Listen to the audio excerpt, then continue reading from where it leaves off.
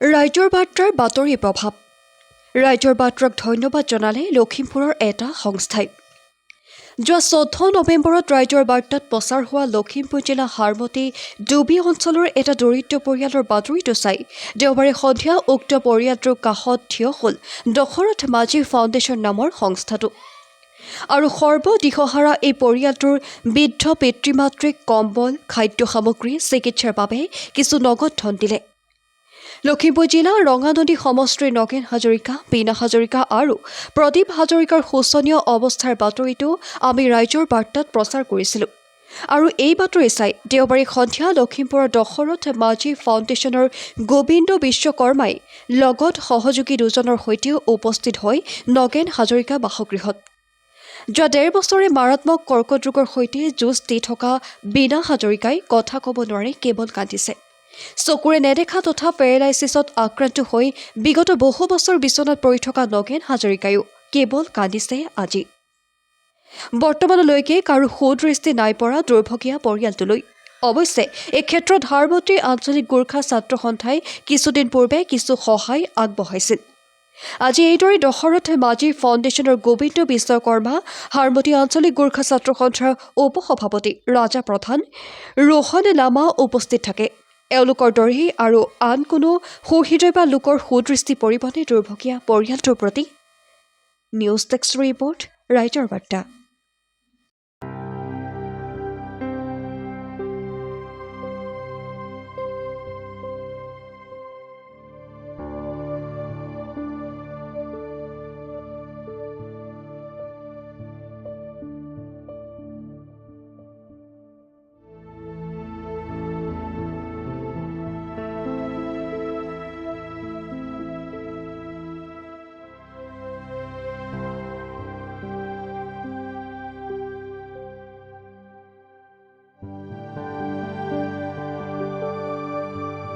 হয় তোমালোকে ধন্যবাদ দিছোঁ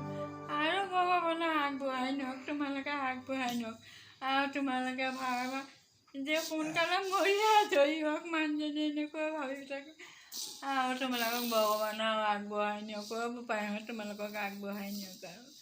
কিনি খবৰ কাৰণে আমি খবৰ লৈ থাকিম নহয় জানো যিহেতুকে এইটো জাষ্ট দিছোঁ আৰু আমি খবৰ লৈ থাকিম খবৰ লৈ থাকিব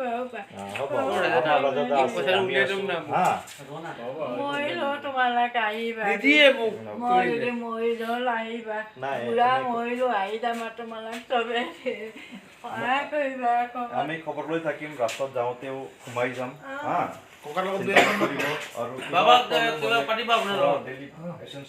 এই ৰাজাদাই কিবা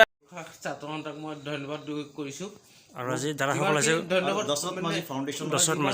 মোক হেৰি কৰিলে মানে যিমান সহায় কৰিছে এই কম্বলৰ পৰা ধৰি পেলাই মানে শাক পাচলিৰ পৰা ধৰি পেলাই চব দিছেহি মোক আজি মই গোৰ্খা ছাত্ৰ সন্থাক মই কৃষ্ণক ধন্যবাদ কৰিছোঁ মোৰ মা বাপাক চাবলৈ কোনো নাই এই ৰাজাদা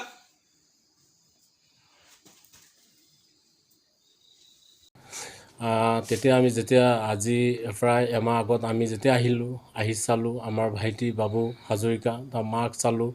যিহেতু মানে বুকু কঁপি উঠা মানে দুৰ্ঘটনা দেখি পালোঁ আমি যিহেতু আমি সদৌ অসম গোৰ্খা ছাত্ৰ হাৰমতি আঞ্চলিকৰ হয় আহি অকণমান সহায় কৰিলোঁ তেনেকুৱা নহয় যে আমি ঢেৰ সহায় কৰিলোঁ তেনেকুৱাও নহয় আজি এই নিউজটো আপোনালোকৰ দ্বাৰা নিউজটো যিটো বাজিছিলে নিউজটো চাই আজি আমাৰ দাদাহঁতে ভাইটিহঁতে আহিছে দশৰথ মাঝি ফাউণ্ডেশ্যন যিহেতু গোবিন্দ বিশ্বকৰ্মা সুমিত সোণাৰ আমাৰ অমৃত ভাইও আহিছে এনেকৈ আমি ভাবোঁ আৰু আগন্তুক দিনত আৰু চবে চাই আপোনাৰ নিউজটো চাই যিমান আমাৰ হাৰমতি ৰাইজবাসী আছে সিহঁতেও ওলাই আহক ওলাই আহি যিহেতু ইমানকৈ নোৱাৰিলেও অকণমানি হ'লেও সহায় কৰিব বুলি আহ্বান কৰিছোঁ ধন্যবাদ লাগিব আৰু লগতে আমাৰ অখিল আসাম গোৰ্খা ছাত্ৰ সন্থা হাৰমতি আঞ্চলিক কমিটি ভাইচ প্ৰেছিডেণ্ট ৰাজা প্ৰধান আৰু প্ৰেছিডেণ্ট দজম্বুল লামা তেখেতলোকক অশেষ ধন্যবাদ দিব লাগিব আপোনালোকৰ নিউজ চাই আমি দশৰথ মাঝি ফাউণ্ডেশ্যন হৈ আজি এই ঘৰত আমি আহিলোঁ ইয়াত আহি আমি যি দেখিছোঁ যে মানে এটা বুকু কঁপি উঠিছে মানে যেনেকৈ মানে আমাৰ আইতাই যি কষ্ট পাই আছে দেউতাই যি কষ্ট পাই আছে এই ল'ৰাজনে যি কষ্ট পাই আছে ল'ৰাজনে আমি শুনা মতে তেখেতৰ মেৰ্গী বেমাৰ আছে আৰু আইতাৰ শুনা মতে মানে বন কেঞ্চাৰ আছে বুলি শুনিছোঁ আৰু হয় দেউতাই গুৱাহাটীৰ চকু নেদেখে আৰু হেৰি কি কয় আপোনাৰ আৰু চুগাৰো লগত চুগাৰো আছে। এই অৱস্থাত মই চৰকাৰক দুটা কথা ক'ব বিচাৰোঁ আমাৰ NGO ফালৰ পৰা, আমাৰ দশৰথ মাঞ্জি ফাউণ্ডেশ্যন হৈ কিনে চৰকাৰে এই পৰিয়ালক মানে হেল্প কৰিব লাগে। যিহেতু আজি আমাৰ কি কয় লখিমপুৰত ইমান ডাঙৰ ডাঙৰ হস্পিটেল বনাই থৈছে চৰকাৰে, যিহেতু ফ্ৰী ট্ৰিটমেণ্ট এটা হেৰি চলি আছে, সেইটো এটা চৰকাৰে মানে চাব লাগে। বহুত ভাল মানে এনেকুৱা অৱস্থাত চাই আমি দেখিছোঁ যে মানে একদম মুখৰ পৰা মাতে ওলোৱা নাই, মানে এনেকুৱা মানে অৱস্থাত আছে। আৰু আমাৰ আৰু দল সংগঠন আৰু আছে, ইয়াত আছু আছে, আশা আছে, বিভিন্ন দল সংগঠনে আহি কিনে এই মা দেউতাক, এই আইতাক, এই ভাইক মানে কিবা এটা হেল্প কৰিব পাৰে। যেনেকৈ গোৰ্খা ছাত্ৰ সন্থা আহিছে হাৰমতি আঞ্চলিক, তাৰ পিছতে আমি তেখেতলোকৰ মানে যোগাযোগত তেখেতলোকৰ হেৰি নিউজ চাই আৰু ইয়াত আজি দশৰথ মাঞ্জি ফাউণ্ডেশ্যন হৈ কিনে আমি আহিছোঁ। আৰু আমি পাৰিছোঁ, যিমানলৈকে আমি পাৰিছোঁ আমি তেখেতলোকক ঠাণ্ডা লাগিছে বুলি কৈছে, যেনেকৈ কালি আমি কথা পাতিছিলোঁ ফোনে যোগেদি, তেতিয়া ঠাণ্ডা লাগিছে বুলি কৈছিলে, দুটাকৈ আমি কম্বল লৈ আহিছোঁ। আৰু খাবলৈ কাৰণে চলিবৰ কাৰণে আপোনাৰ এচেঞ্চিয়েল আইটেম আমি যি শাক পাচলি যি লাগে আমি লৈ আহিছোঁ। আৰু পৰৱৰ্তী সময়তো আমি যি সহায় কৰিব পাৰিম আমি কৰি থাকিম, আমি খবৰ লৈ থাকিম। সৰ্বপ্ৰথমে আমাৰ অখিল অসম গোৰ্খা ছাত্ৰ সন্থা হাৰমতি আঞ্চলিকক ধন্যবাদ দিব বিচাৰোঁ কি আপোনালোকৰ যিটো মিডিয়াত পাব্লিছ হৈছিলে 14 নৱেম্বৰ দিনা, মই এইটো দেখি কিনে এটা মানুহৰ মানৱতা ভাৱ থাকে, যিটো দয়নীয় অৱস্থাত আছে। আজি আমাৰ এইটো জেগাৰ নাম কি বুলি কোৱা হয়, মালবস্তিত আমাৰ যেনেকৈ আইতা টোটেলি পেৰালাইজ, তেওঁ বিচনাত শুই আছে আৰু দেউতা চকু নেদেখে, খোজকাঢ়িব নোৱাৰে আৰু ল'ৰাও বেমাৰ। এইটো মানৱতা ভাৱ এটা থাকে। এইকাৰণে আমি দশৰথ মাঞ্জি ফাউণ্ডেশ্যন আমাৰ লখিমপুৰৰ ডিষ্ট্ৰিক্টত যিহেতুকে আছে, আৰু আমি স্পেচিয়েলিষ্ট লাইভলিহুড আৰু চেৰিটেবল এক্টিভিটিছকেইটা কৰোঁ। আৰু এইটো দেখি কিনে আমাৰ অত্যন্ত হৃদয়টো বিষাইছে, আমি আঘাত পাইছোঁ। এইকাৰণে আমি আজি যিমান যি পাৰিছোঁ আমি ফোনৰ লগত কথা পাতিছোঁ। আমি কথা পাওঁতে আমি গম পালোঁ কি ঠাণ্ডাত বেছিকৈ পৰাৰ কাৰণে তেওঁলোক শুব পৰা নাই, ৰাতি ঠাণ্ডা অনুভৱ হয়। এইকাৰণে এটা মানৱতা খাতিৰত চাওক আমি ওলাই আহিছোঁ। আজি আমি কম্বল আৰু তেওঁলোকৰ এটলিষ্ট সপ্তাহ 10 দিনৰ কাৰণে আমি খাবৰ কাৰণে সামগ্ৰীও লৈ আনিছোঁ। আৰু লগতে আমি খবৰ লৈ থাকিম,